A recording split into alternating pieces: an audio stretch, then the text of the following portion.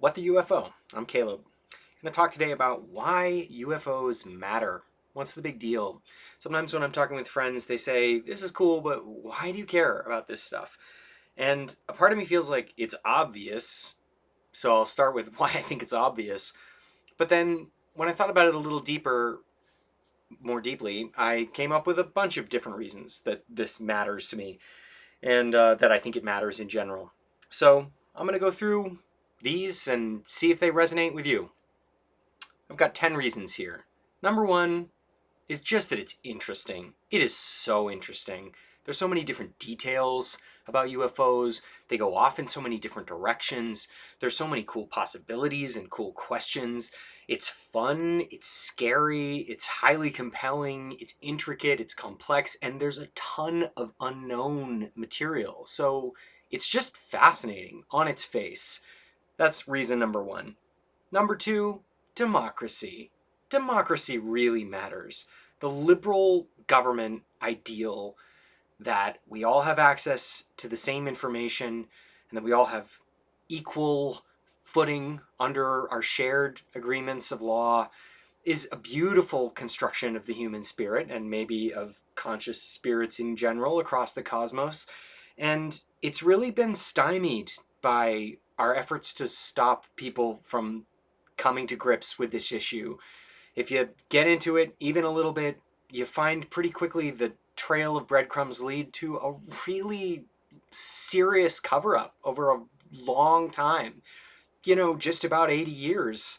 And not only in the United States, but around the world.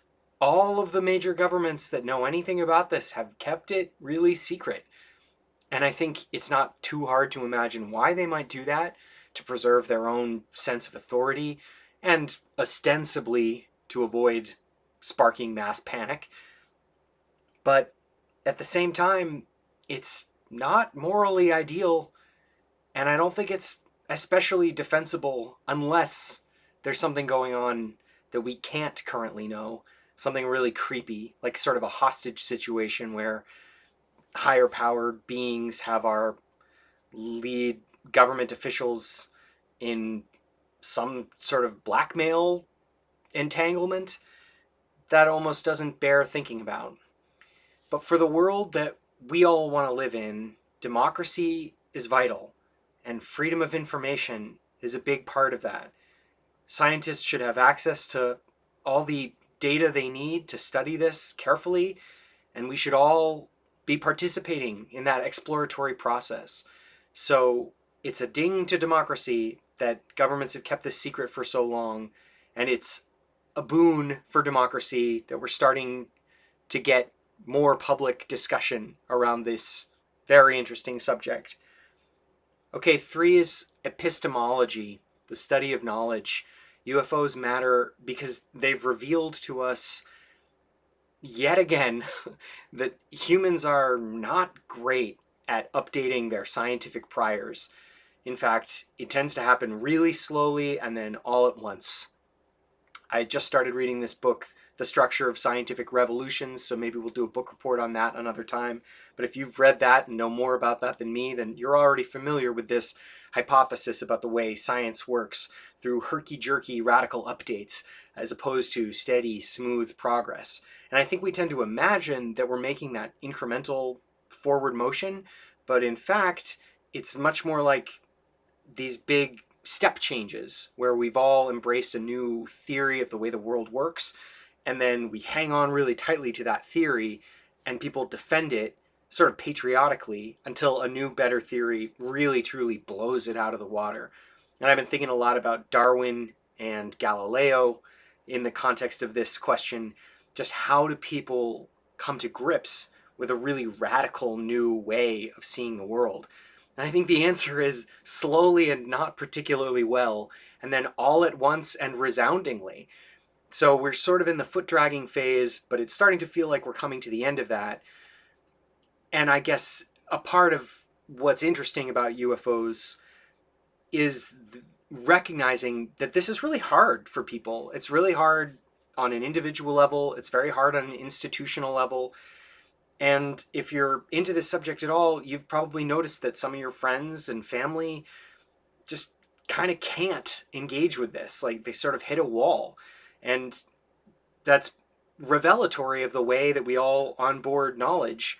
One of my smart but cautious friends said honestly to me that he was just kind of waiting for somebody he really trusts to tell him this is real. And by that, he didn't mean me. He meant like a popular media figure that he listens to and already thinks of as a careful, intelligent person.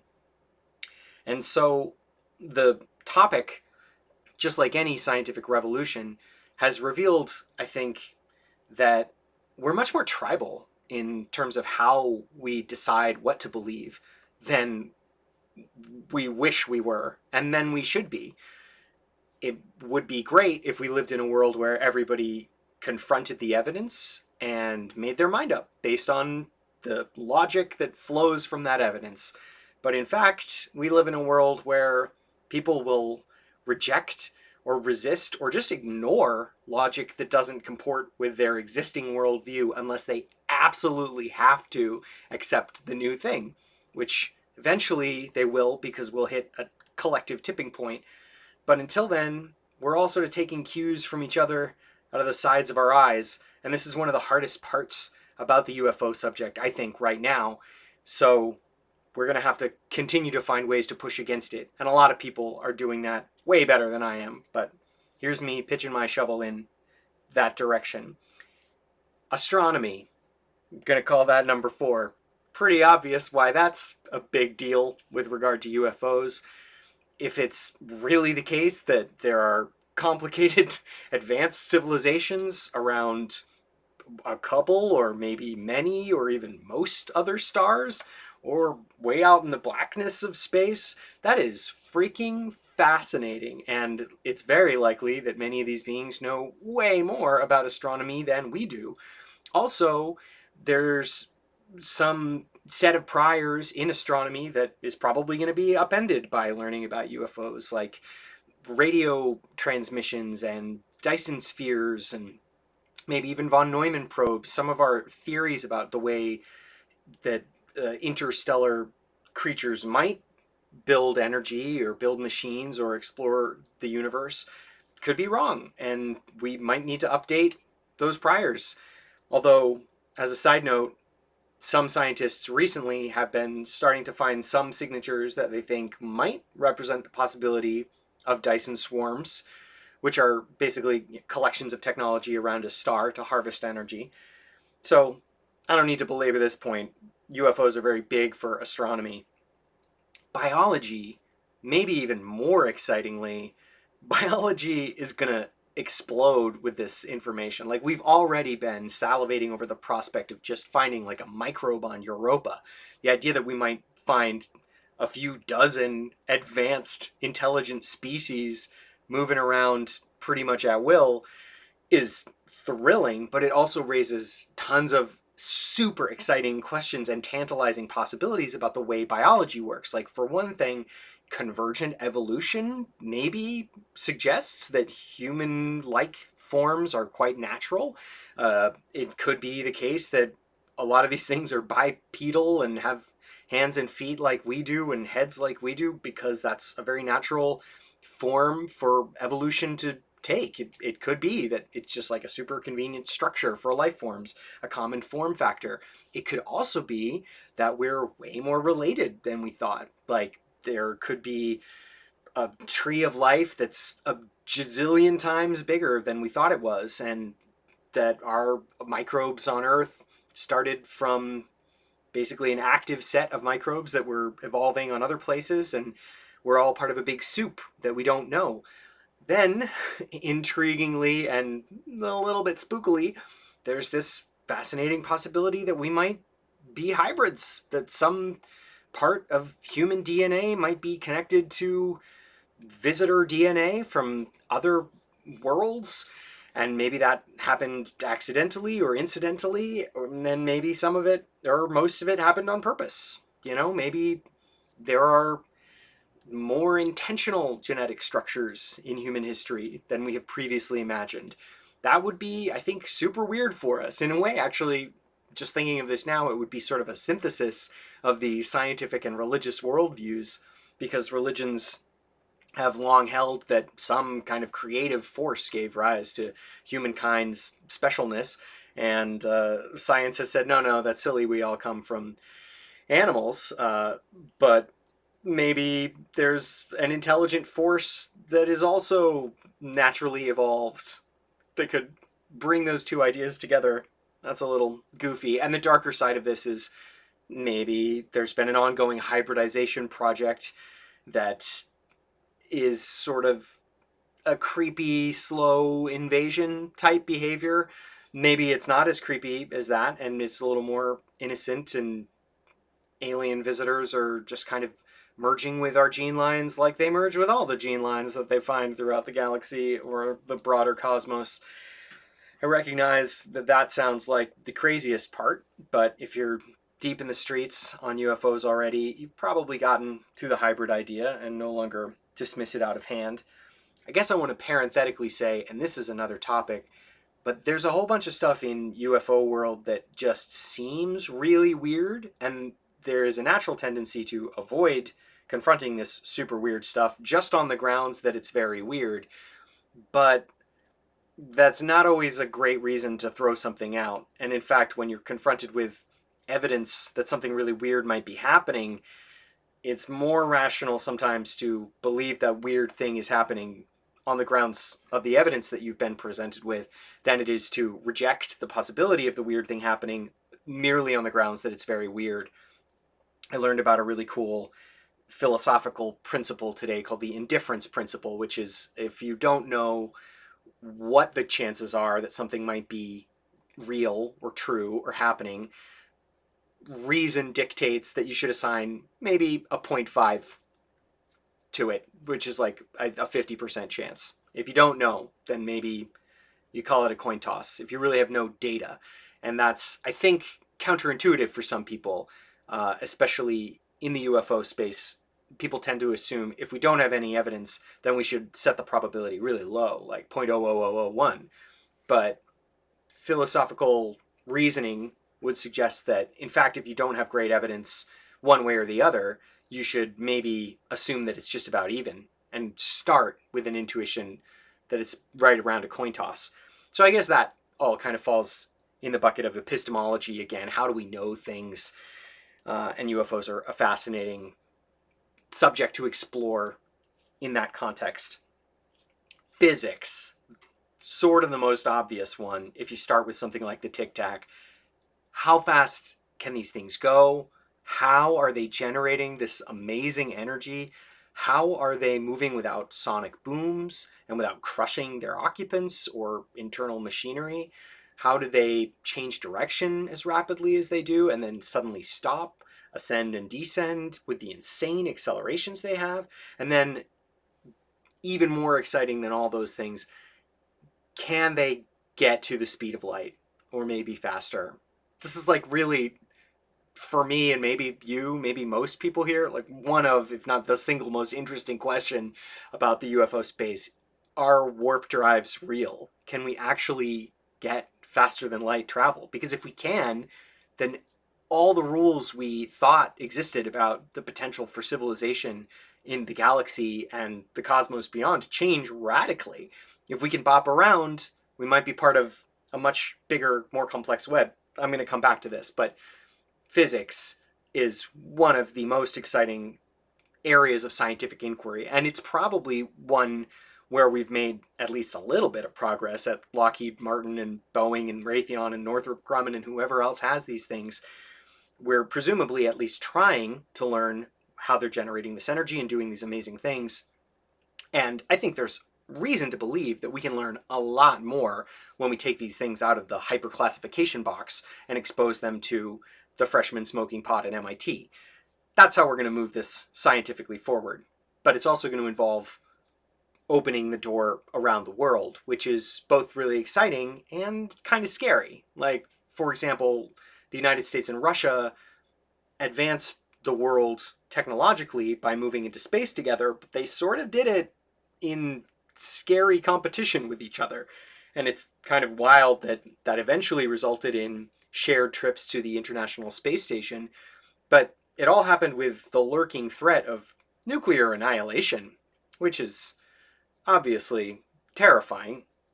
And we really haven't overcome that yet. So that's another really big subject that UFOs invite us to ask.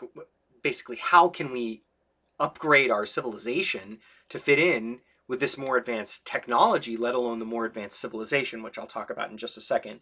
But springboarding off of the physics, let's just hit a few more things. One is climate change. The climate crisis that Earth is heading into, where every year is just the new hottest year in millions of years, is very scary. I'm a techno-optimist. I think we're going to make it through this, but billions of people will be displaced and millions of people will die, and really bad things are going to happen in all sorts of ways and all sorts of places while we get our shit together to start greening the world economy and moving into a sustainable, abundant future that is not based on poisoning our air, which alone kills hundreds of thousands, maybe millions of people every single year. Just air pollution. So, connecting these dots, the physics we can learn from UFOs could really help us solve a lot of these problems.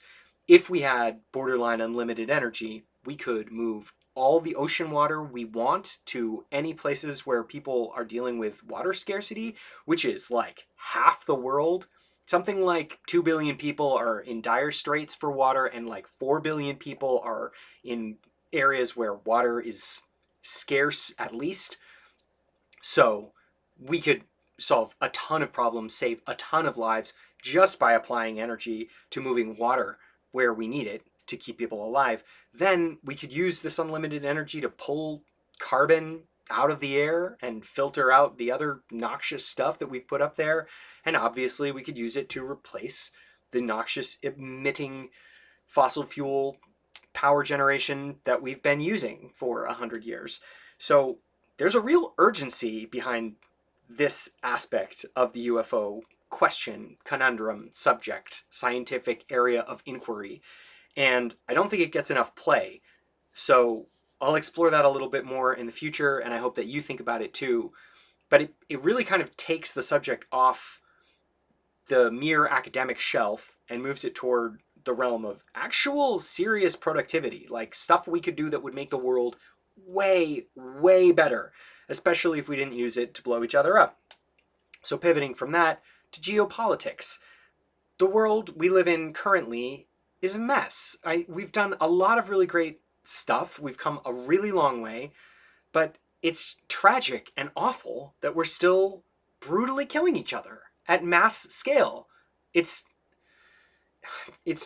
sort of diminutive to even say this, or deminimizing. It's silly to say this in the context of the awfulness, but it's like embarrassing on some level. It's the tragedy is far worse than this feeling of embarrassment, but it's upsetting and sad that we haven't gotten our act together to stop doing this, to work out our differences without killing each other at large scale. We're still clearly doing that. We're still stuck in that mode.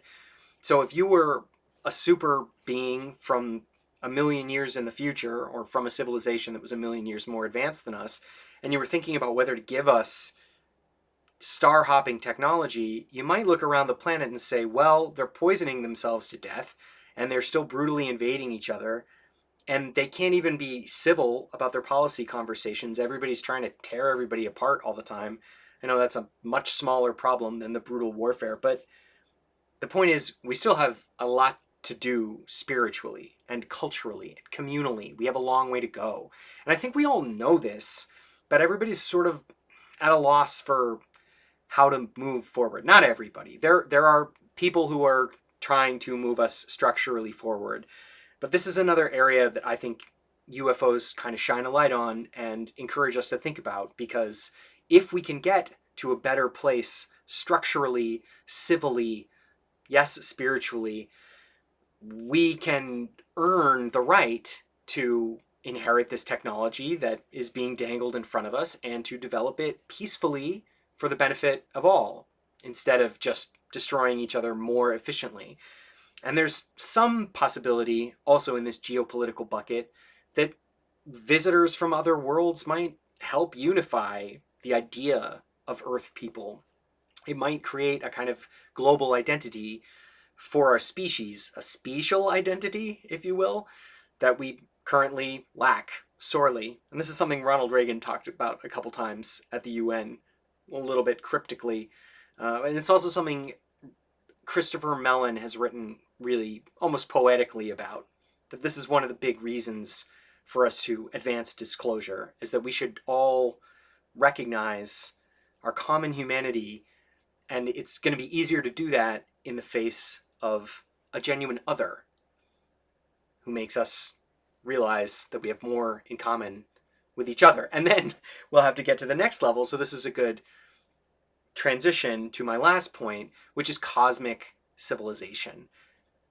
So one of the most beautiful but also kind of dazzling and almost overwhelming aspects of the UFO world is this recognition, or at least glimmering possibility, that all of humanity might be basically living in one room of an apartment building in a small town that's a part of a sprawling urban area in a big country in a big world. So there could be a huge galactic civilization out there.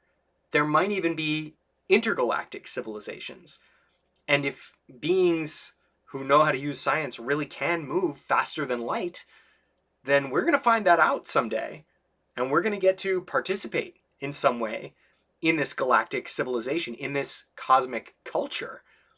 And that should broaden all of our horizons in a really exciting way, about as profoundly as you could imagine, about a million times more interestingly than finding a microbe on a nearby moon, finding that we're just part of a vast, complex web of interspatial politics, discovering our cosmic sociology and seeing how we fit into that.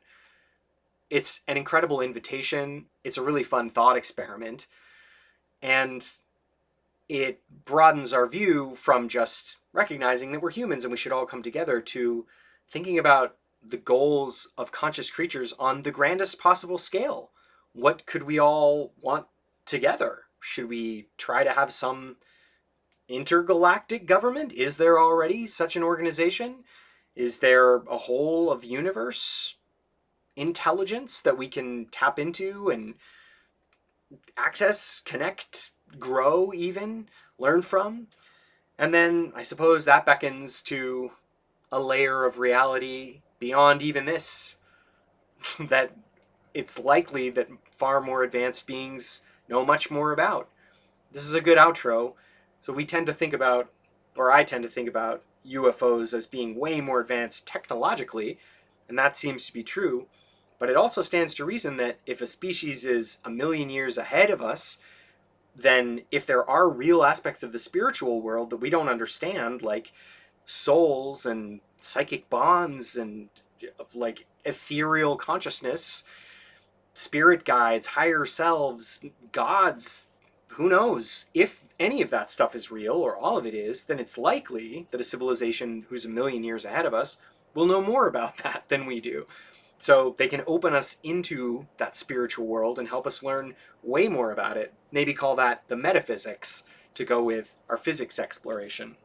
So that turned out to be 11 things, if we include this spiritual geometry or geography or exploration of any kind at the end. And just to run them back down, one, it's interesting and fun. UFOs are fascinating on their face.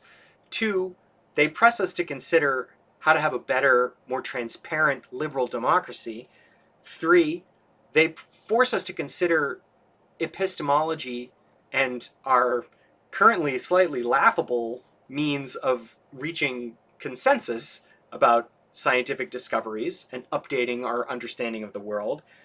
Four, they open the floodgates of astronomy, beckoning us to new discoveries and potentially opening up parts of the universe we used to think we'd never even be able to access because they're moving away from us too fast. Not if we can use faster than light travel. 5, biology just got way more interesting. Do all living beings have DNA? Are there different kinds of DNA? Are we related to lots of other creatures in the universe? 6, physics. Can we has warp drive, please? We has now? We go where and blow planets up? Or better, settle them and make abundant peacefully? That went a little off the rails. Can we have unlimited energy? Can we make way faster planes? And can we, go underwater and build civilizations there? Could we move planets? Could we possibly hold the universe together instead of watching it condense into another big crunch and start with a new big bang? Maybe there's like intergalactic infrastructure getting built somewhere by beings who are way, way more advanced than us. Or maybe they've hacked the simulation and figured out how to pop out of the matrix and they're working on how to improve base reality. That would be fun too. 7, climate change almost seems small by comparison to the simulation, but it's getting real hot in this sim world that we're in, and we could fix that if we had better physics. 8, geopolitics, because we could all come together better, or at least improve our relationships with each other. And also, we should consider the ways in which UFOs might make that challenging. It's possible that we will fracture even further and try to curry favor with different alien races. We should look out for that. So geopolitics is interesting, not just because it could be really good, but because it holds potential pitfalls. I guess 9 is cosmic civilization. 6, 7, 8, 9. Yeah, 9 is cosmic civilization. We're just a small set of a vast web. Maybe there's a big organizational structure. Maybe there are lots of different sort of galactic countries and there's no overarching government. Maybe it's anarchy. Maybe it's highly organized. Maybe that's been in flux and we have so much to learn. There might be like galactic history books we can all download. And then on a higher level, we can think of ourselves as being interested in contributing to cosmic culture. That's a really cool aspiration that was never even worth considering until UFOs blew the walls of our reality way back to the edges of the universe. And I guess this is 10. I counted these wrong. 8, 9. All right, yeah, sure. So 10 is the spirit world. Maybe there's just way more information about the nature of reality out there, and our more advanced visitors are going to be able to key us into this. Some people on Earth have been exploring this diligently for years, and there are lots of interesting stories out there, so maybe that's something we'll explore in the future. If you are interested in that, let us know. It would be really helpful if you could share this with anybody, if you liked it at all. Since you listened all the way to the end, it seems like you're probably digging it. If you feel like it, you could support us on our Patreon page, which is WTUFO, Patreon. And also sharing is just like incredibly helpful. Telling anybody about it, posting this episode on any of your feeds would be super helpful. But over and above that, we'd really just love to hear from you. So find us on X at WTUFO Show, and you can comment at us there. And I think in the podcast feeds, there might even be an option to text us, which is weird. No one's tried that yet, but theoretically, that should be possible. So if you do that, please clearly announce yourself so we know you're not spam artists, and tell us what you're interested in. Also on YouTube, you could leave a comment and just tell us which part of this is the most compelling for you, or if we missed some really interesting angle that you think about constantly and the UFOs have led you to. All right, that sounds like plenty for today. Hope you enjoyed it. Keep watching the skis. UFOs are real. Have a great day. Bye.